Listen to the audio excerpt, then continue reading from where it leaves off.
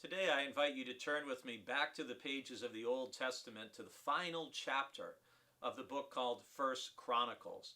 First Chronicles 29, we see King David at the very end of his life.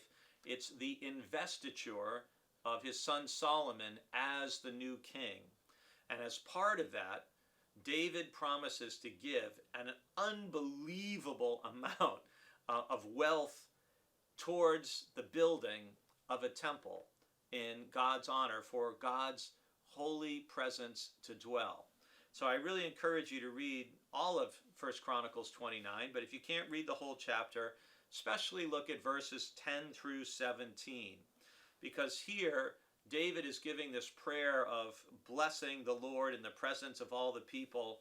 And one of the points David makes that I want to share with you today is that everything we give belongs to God.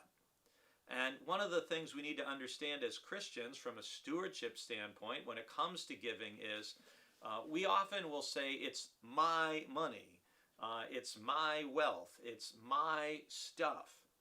And that's actually not a biblical view.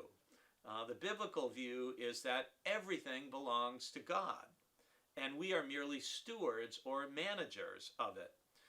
Some of you who are watching this may have a certified financial planner or a financial manager who helps to oversee some of the money that you have either saved or invested. Well, there's a sense in which every single Christian is a financial planner. We are a financial manager, if you will, because everything we have doesn't belong to us. Just like the person managing your money, for you, well, the money doesn't belong to them, it belongs to you. And so if everything belongs to God, then what we give to God, what we donate, what we offer, we're just giving back something to someone who it already belongs to anyway.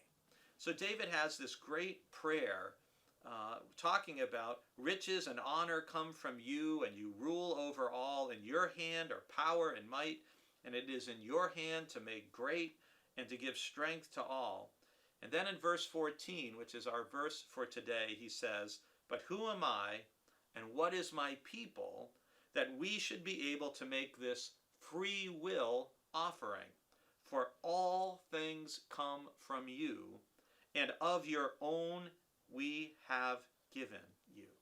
So here is where David is making that fundamental point, that when we give to God, we're merely giving back to God what God has already given to us. And that helps us to live more generously.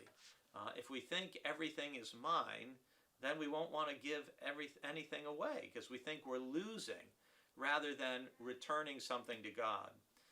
When I was a little kid growing up, I used to love watching the Bugs Bunny Roadrunner show on TV in the morning. I love those old Bugs Bunny, Daffy Duck cartoons. And there's one I've never forgotten where Daffy is incredibly greedy, and he ends up at the very end having been shrunk into a tiny form, and he's holding on to a pearl in a shell.